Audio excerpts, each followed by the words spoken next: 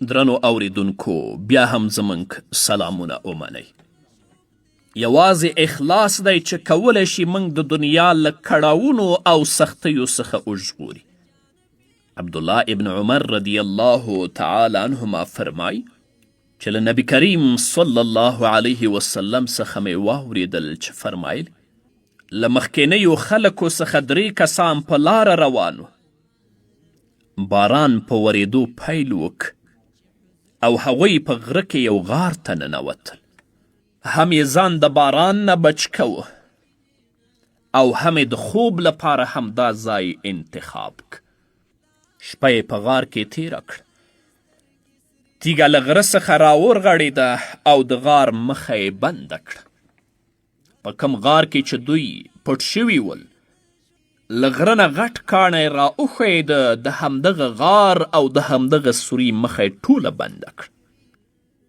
نو له دې مخې د باندې وتلو لپاره هیڅ لار نه درلوده. تر هغو به هلته پاتې کېدل څو یې مرګ وررسېدلی و. زه حدیث په اختصار سره او په لنډون سره درته وړاندې کوم. په هغوی کې یو وویل ښایسته خبره یې وکړه. ویل د الله دربار ته دعاګانې وکړئ. یوازې د خپلو نیکو اعمالو په مرسته دعا به تاسو له دغې تیږې څخه وژغوري. او هغوی کې هر یو په دعا کولو پیل وکړ.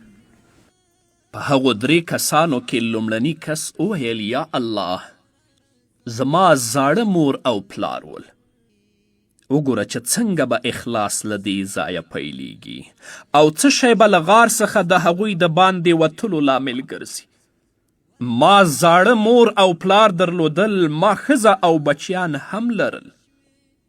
د پسونو او میږو شیدې مې لوشلې. تر کله به مې چې مور او پلار نه وې څکلې خپلو بچیانو ته به مې خواړه او څکاک نه ورکړ. یوه شپه مې د میږو شیدې ناوخته ولوشلې. د پلار او مور خوا ته ورغلم. ومې لیدل چې هغوی ویده شوي دي. زه یې هم سر پورې ودرېدم او دا مې نه خوښېده چې له خوب څخه یې ویښ کړم. تر دې چې د سهار سپینوالی راپورته شو او بچیانو مې پښو ته ژړل. غوښتلې چې شیدې وڅکي ولې ما نه غوښتل چې اولاد مې له پلار او مور څخه مخکې شیدې وڅکي. درنو اوریدونکو دا له پلار او مور سره د نیکي بیلګه ده چې ځوانان ورته د اوریدلو اړتیا لري. دا سړی وایي کله چې سهار شو پلار او مور مې شیدې وڅکلې. اوس ګورئ چې څه غواړي څه ووایي. یا الله که مې دغه کار یوازې ستا د رضامندي لپاره کړی وي نو موږ ته پراخي او ژغورنه په برخه کړي. د دې په وینا سره تیږه لږ څنګ ته شوه ولې تر اوسه یې نه شو کولی چې له غار څخه ووځي. 2 کس ته وار راورسېد او په خپل خالص عمل باندې غور کوه چې په ژوند کې د الله لپاره ترسره کړی و. درنو اوریدونکو ځان سره سوچ وکړئ. که تاسو په همداسې غار کې بند شئ آیا د ویلو لپاره څه لرئ؟ آیا داسې نیک عمل چې ستا او د الله ترمنځ د یو راز په څیر وي هغه شته دی چې خپل الله ته یې وړاندې کړي او الله نجات درکړي؟ دا 2 سړی څه وایي یا الله زما د تره لور وه چې له زړه پرې مین وم. له هغې مې غوښتنه وکړه خو هغې ونه منله. څه موده وروسته تر اندازې زیاته بېوزله او بېلاسه شوه. ما ته راغله څو رانه پور واخلي.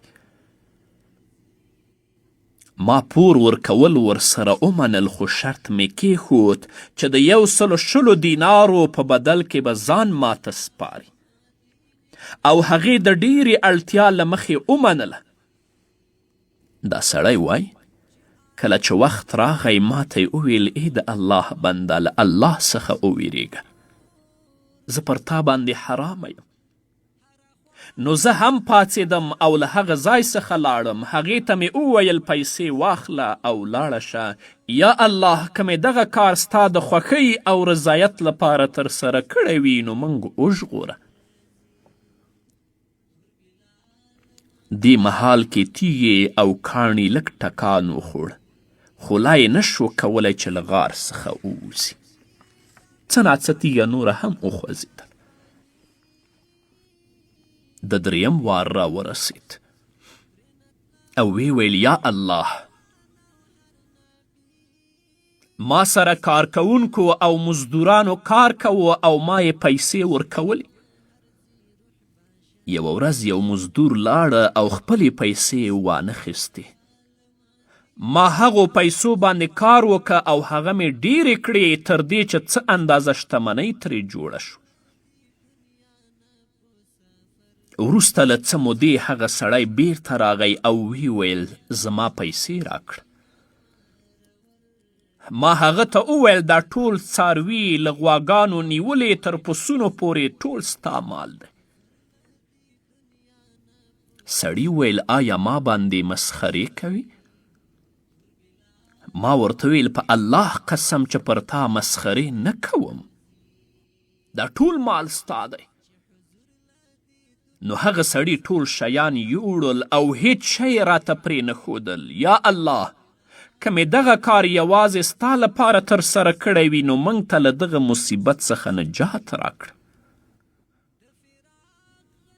نو په دې سره هغه کاڼی او هغه تیږه د غار له خولې څخه لرې شوه او درې واړه له غار څخه د باندې راووتل. دغه مثال ما دې ته اړباسي چې له اوریدونکو څخه پوښتنه وکړم، آیا ستا او د الله ترمنځ دې داسې لوی کار شته دی چې د کړاو او بحران پر مهال یې ووایې الهي ما دغه کار یوازې ستا د رضا او خوښۍ لپاره ترسره کړی، نو ما ته له دغې ستونزې ژغورنه را په برخه کړي. زه ویریږم چې ځینې به د ویلو لپاره خبره یا د ترسره کولو لپاره کار ونه لري. زموږ په حال دې الله رحم وکړي. الله رب العزت دې موږ ته د نیکو اعمالو توفیق راکړي. په همدې هیله قدرمنو اوریدونکو نور به م اورو د اخلاص په اړه، خو په بلې خپرونه کې.